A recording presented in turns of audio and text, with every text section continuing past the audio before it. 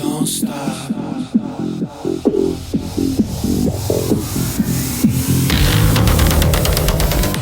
Hi, thanks so much for joining me on the Everything and Anything and a Bit Gay podcast. I'm Zach Randall Friedman, and every week on Friday, I bring you a segment or an episode called The Gay Bit. Because if my show is not gay enough for you throughout the week, which sometimes I have guests that are straight, and there's not one gay mention or anything queer mentioned in my show, and you don't maybe I feel like you don't get enough gayness. So I have a bit called a gay bit that comes out, and it's sometimes campy and funny and just not super serious, and that comes out every Friday. But there's times where I want to talk about things that are a little more serious, and so I've decided to come out with a weekly episode called This Is Everything. And that's what this show is. It's the first episode of This Is Everything. So I want to start off with this first episode, talking about something that I've been thinking about for a while. And here's what it is. Queer people contain multitudes. That's it. That's the whole thing. Now, I know what you're thinking. Zach, that's not something that's mind-blowing. And you're right. It's not. But that's where we are right now. And I don't think the world has actually caught up to that idea yet. Not fully and not even close to coming to terms with what I'm saying. Because we are not a demographic, we are not a target audience, we are not a check box on like a marketing brief or a strategy. And brands love to treat us like we are one every June, and then they disappear until the next Pride season comes out, and it's almost like clockwork. And I have to say, I did an earlier episode this month where I talked about how companies are abandoning Pride Month. And, for the last several years, companies like Target have had a whole section of Pride flags and coffee cups and T-shirts. And whenever the orange convicted felon came into office, it gave all these racist, homophobic people a license to be able to go in and throw the shirts on the ground or complain to the manager that this is gay and this is turning their children gay as they walk through the aisles. And companies are now reeling back their support for Pride, community Pride events, and they're taking out Pride merchandise, and they're not changing their logo to a rainbow color during the month of June anymore. But I just wanted to say we are not our struggle, we are not our trauma, we are not the sum total of everything that had ever happened to us because of who we love or how we show up in this world. We are just people, fully completed, messy, beautiful people. And we all just happen just to be a little bit queer, a little bit lesbian, a little bit trans, a little bit gay. And that's what this show is about. So let me back up. Let me tell you what Everything and Anything and a Bit Gay actually is. Because if you're new here, welcome. And I want to make sure you understand what you've walked into. This is not a news show. I mean, we talk about some news once in a while, but I have another news show called Listen Up Girl. So if you want LGBTQ plus news daily, go to the Listen Up Girl podcast and you can get that there. I have opinions sometimes, and sometimes my guests have opinions, and sometimes we're loud about them, and sometimes we hold back because we don't want to be politically incorrect. This is also not always a comedy show, though I want to make people laugh and make people feel comfortable. And I try very hard to make people laugh at times. And occasionally I will make you laugh at me, which I'm at peace with, because I want to be funny. I want you to laugh. I want you to be like, that was a great show. I want you to end a show that you're listening to of mine and be like, you get something out of it, whether it's you're inspired, it's joy, it's happiness, it makes you think, it makes you concerned. This is not a spiritual show either, but before we go there, actually, if you've ever heard me talk about the consciousness or simulation theories, which I've talked about more, past lives, or what I believe happens after you die, then just hold on, because that conversation is coming and it's going to blow your mind, or at the very least make you look at your life a little bit differently. This is not a celebrity gossip show either, even though I like to kind of talk about celebrities. I love to talk with celebrities sometimes, but I want to be honest with you. I will absolutely talk about the Real Housewives often because I love the Real Housewives. I love Summer House. If this moment calls for it, it usually, like right now, what was happening in the whole Summer House thing, I've talked about it a bit here and there. And so if it's a moment in the news or something that's happening, I will talk about it. But what this show is, it's a conversation. It's a long winded, sometimes profound, sometimes ridiculous, always genuine conversation about what it means to be alive right now. In this body, in this world, in this absolutely chaotic and extraordinary moment in history. And yes, through a queer gay lens, because that's the lens I've got. And I think it's a pretty good one. Here's something I've noticed about the queer community. And I say this with enormous love and also the authority of someone who has been in it for a very long time. And we think about identity more than almost anybody else, not because we want to. We were handed a vision of the world that didn't include us, or included us only in a punchline, or as a tragedy or a cautionary tale, or we had to figure out where we fit in, how we fit in our neighborhood that we're moving to, or a new state, or our work, or as do we come out to our family, how do we fit in? We had to do the work of asking, who am I really? We had to figure that out on our own. Like coming to terms, some people know that they're gay when they're 4 years old. I'll ask some of my guests when we talk about their coming out story, when did you know you were gay? And I've had all types of answers. I knew when I was 4, I knew when I was 11, I knew when I was born, I didn't figure it out till I was in my 20s. And, for myself, I was in such denial about it all through even my first year of college. I did not want to be gay. And I'm glad, everything happens for a reason. So I'm glad I figured it out early in my life. And I didn't wait until I was in my 30s or 40s and marry a woman, which people have done, and had a life where they weren't being their authentic self. But let me tell you what I actually believe. So I'm glad I am not that person that waited to come out later in life. I came out, I went to my first gay bar. I met my first gay friends at the age of 20. And so coming out at the age of 20 now in today's world is late. And a lot of times, because people are coming out in junior high and high school. And, I just couldn't do that back then. But we have to ask ourselves, and figure it out as you grow up, am I gay? Am I bi? Am I trans? Am I a lesbian? And you have to figure that out even if you're 4 years old, 11 years old, or you come to conclusion when you're 50 years old. Whatever that is, you have to figure out, what do you actually believe? Who do you actually believe you are? What do I want my life to look like? And how am I going to make my life look like that, even if everybody around me has done it before? And we'll be right back. Okay, and now back to the show. So that's a really difficult and extraordinary thing to do once you figure it out.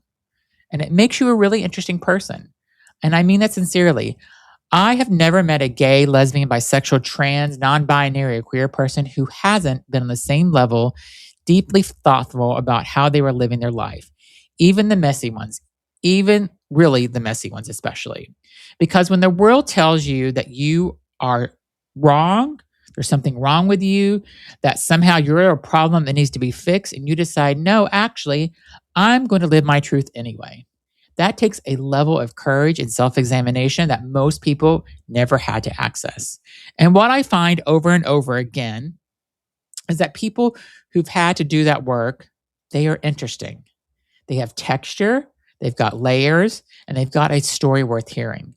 Every gay person, every lesbian, every transgender, every non-binary, every bisexual person has an interesting story to say. And that's who I want on this show. And that's who I want to be in conversation with. And that's who I think is listening right now.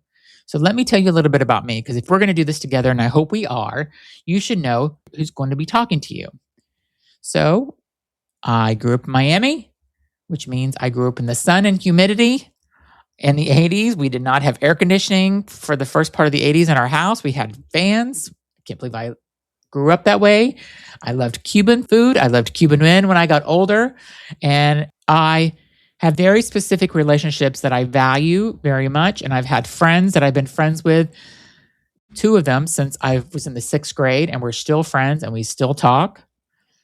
I've been out going to gay bars since I was 20. I came out to my parents at 23, 24. And since I knew there was an out to be, I was super closeted though, like especially in high school. Like there was years of me pretending that I liked girls. There was years of me pretending that I hated gay people. And I always say this, the most homophobic people are always the gayest ones. But I think a lot of my friends thought, oh, he's gay, and that everyone around me just kind of seemed to understand before I had the idea or before I could admit to myself. Some of my friends didn't know I was gay, like my friend Jen. She's like, I didn't know you were gay. You said you weren't, so I believed you, which, says a lot about our friendship. It's a great thing that she believed me. I said I wasn't gay.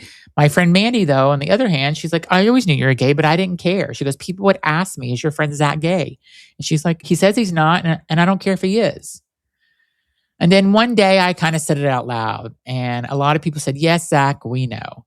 I've been with my husband, Andrew, for 27 years. And 27 years is such a long time, especially in the gay world, because most people are in open relationships now, and that ruins their relationships, or they're open relationships because they've only been together for a few years and they're still trying to figure things out. Or people just like don't stay together because gay men are just, it's two men and they both want sex and they want sex with different people. And I was lucky to find somebody like my husband the time I did in my mid 20s, and we both went in relationships, and it's just luck and perfect timing. But I want you to sit with that for a second, because even sometimes I sit with it and I go, how did we get to 27 years? How have we done that? How have two people chosen each other day after day for over a quarter century? And the honest answer is, I don't fully know.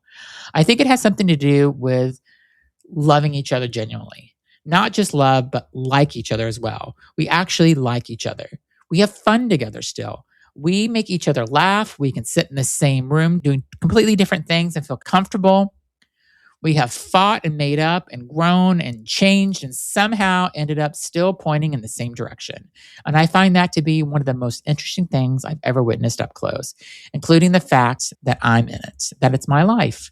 And I wanted to talk about relationships on this show, what makes them work, what breaks them, what the queer community has figured out about love, about partnership, about chosen family, and the rest of the world is just starting to catch up to.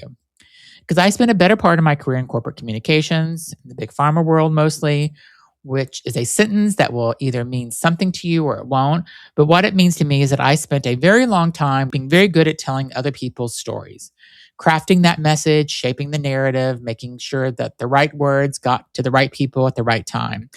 When I was in the digital world, coming up with a new idea when everybody's like, no, you can't do that. That's not going to work. That's against regulations. But I'm like, let's try it because it's not. And I was good at that. I was genuinely good at getting people to try new things. I built my career on that. I worked for some of the biggest companies in the pharma world. And eventually I ended up leading several digital teams across my career. And I started a podcast before I left my last company that was super successful talking about cancer. And I'm very proud of that. But here's what I learned doing that show where I talked with people about cancer. That storytelling actually works. You tell real stories with real people about real experiences, and they land in a way that's not just a press release. There's no carefully crafted corporate statement, no brand campaign that's mentioned, because people are not moved by that information. They're moved by other people and their stories, and stories that are genuine. They have to be genuine. So this is not a communication strategy. That's just human nature. And at some point I realized I want to do that for real, for myself, with topics and guests and conversations that I actually care about, not the ones I'm paid to care about, not the ones that keep me up at night because I genuinely cannot stop thinking about them.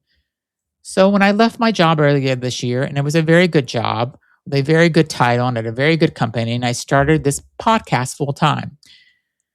When I told my husband I wasn't looking for a new job, he thought it was incredibly brave. My therapist thought I was brave. A small part of me thought I was completely losing my mind. The jury's still out, but I feel pretty good about it. And I'll tell you this, I have not once woke up and wished I have gone back to a corporate meeting that morning. Not once. I do not miss that at all. So what are the things that are actually keeping me up at night? What are the conversations that I want to have? Let me give you a tour. LGBTQ plus stories in history, obviously. That is one line I want to keep bringing through all my stories.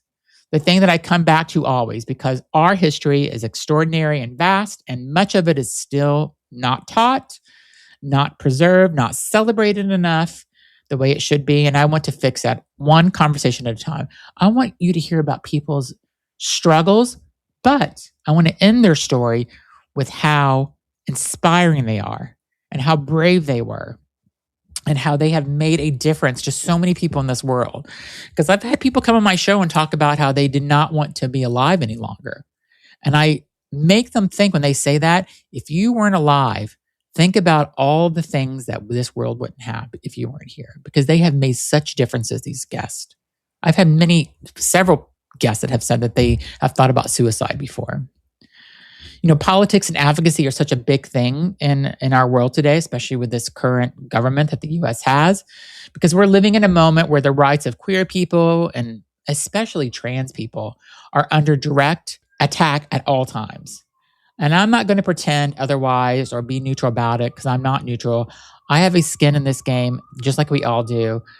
But whenever I read the news for Listen Up Girl, and I do 6 or 7 stories, and 4 or more of those stories are about trans rights being taken away, it's really sad, because trans people are part of this community. And I love them as much as I love everybody else in the LGBTQ plus world. And we'll be right back. Okay, and now back to the show. I talk a lot about spirituality and consciousness. I'm not a religious person at all. I don't believe in organized religion. And this might surprise you if you're new here, but I really have loved talking with people that believe in reincarnation, who believe in psychic mediums. They're passionate about what they do. And I believe in things that I can't fully explain. And I want to understand that. I want to believe in that energy. I want to believe that people that when they're gone, they're not entirely lost and they're not entirely gone. I believe that this is reality. The one we walk around in every day is stranger and more mysterious than we give it credit for. I find things like the simulation theory genuinely fascinating, and I want to have somebody on my show that talks about that. I think about consciousness. What is that really? I think about it a lot, actually, because I'm the person at that dinner party who will at some point say, but what if none of this is real? And I mean it. And I think about the queer community has a particular relationship to spirituality that doesn't always get explored, because so many of us were told that God or Jesus or whoever does not love the gay people. A lot of us grew up in religion where gay people were not welcomed, not accepted, or somehow were told that they were broken and can be fixed by conversion therapy or praying the gay away. All these different things. Our spirituality was broken. We've had to find our own relationship with whatever we think is sacred. And that journey is worth talking about. We also talk about pop culture, because I love pop culture. I love The Housewives. I love a lot of reality TV. I love music. I love what's happening on things like Summer House and stuff. So these stories we tell about ourselves in film and television and music and social media really shape ourselves, and we see how the world sees us. So when a queer character is written with nuance and complexity, it changes things. And we're seeing a lot more of that in movies and in television. When queer artists are celebrated for their art, not just tokenized for their queerness or their gayness, it changes things. And when something is just campy and just so gay, we should be able to talk about that too without anyone acting like it's not serious. Joy is serious. Pleasure is serious. Fun is serious. And then there are conversations I don't have a category for yet. The ones happen when you put an interesting person in front of a microphone and just let them talk. Those are always the best ones. Sometimes whenever I'm doing a podcast with someone and they're just sitting there and I'm listening to them and I realize I just snap in my head. I'm like, oh my God, they've been talking for 5 minutes. I've been doing nothing but listening to them because I'm so into what they're saying. And then there's other times when I'm talking with somebody and I'm like, oh my God, I forgot we were having a conversation and I forgot we were even on the podcast. I forgot we were even recording this for other people to listen to. So I want to say something directly to people who are new here and maybe aren't sure what this show is about or if it's for them. So if you're straight, you are definitely welcome here. I have lots of straight listeners because I get DMs from them. I look at the demographics on who's showing up in my YouTube channel. So this is not a show that closes the door on anyone. Some of the most important conversations I have are with straight people, particularly straight people who are trying to understand, who are trying to be better allies, trying to figure out how to show up for the queer people in their lives. You're here for that reason. I'm glad you're here. If you were queer and you ever felt like there wasn't a show that was quite your speed, too political, not political enough, too campy, not campy enough, too focused on one slice of the community, I hear you.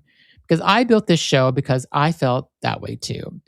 This is for the people who are a little bit of everything. If you are questioning your identity, you're questioning your spirituality, about what you actually believe and want and value, then welcome to my show because I do the same thing. This is exactly the place to be. And if you're someone who just loves a good conversation, who finds people endlessly fascinating and wants to hear real talk about real life, then pull up a chair because I've got a great show for you. And here's my promise to you. I will always be honest, even when it's uncomfortable. Even when the honest thing is I don't know the answer to it. I think I know, but I don't know is one of the most underrated things a person can say. I'm always curious about new things. I always bring these weird topics. Sometimes I'm like, am I going too far out there with this topic I'm bringing in? But then I look at like who's listening, and the shows that I think that may not perform are the ones that tend to perform the best, that have these topics that are so far out there that I'm questioning, should I even post this episode? Those always do the best. So I love hearing about people's thoughts and what they're thinking and how they feel about the world. And I follow that thread even when I don't know where it's going. And I'll always bring myself, the real version of myself, not a polished, brand managed, carefully curated version of myself. Even though sometimes I know I had to have done that in the past, and I am not always 100% myself because this is a public podcast and I need to be politically correct in this world still. But I am the one who has opinions and feelings and a gay sensibility about basically everything, and occasionally overshares about my marriage or my skincare routine or my feelings about the New England seasons or my feelings about the gays that live in Boston. But I'll always take people on the show seriously, whether they're famous or not, whether their story is tidy or messy, whether they agree with me or push back on everything I say. I believe everyone has something worth hearing, and I'm going to find it. So that's what that is. Everything and anything. And this is everything. The stories that make us who we are, the questions that don't have easy answers all the time, the moments of joy and grief and connection, and that absolutely makes our life who we are every day. And yes, it's always going to be just a bit gay. So I'm Zach Reynolds Friedman. I hope you enjoyed this new segment of This is Everything. This is just giving you an idea of what I'm going to be talking about on these new episodes. And thanks for being here. Thanks for letting me kind of get that out and talk about who I am and what this show is about a little bit more. And I appreciate every single person that listens to this show. And thanks for being here. And I'll be back with more episodes this week.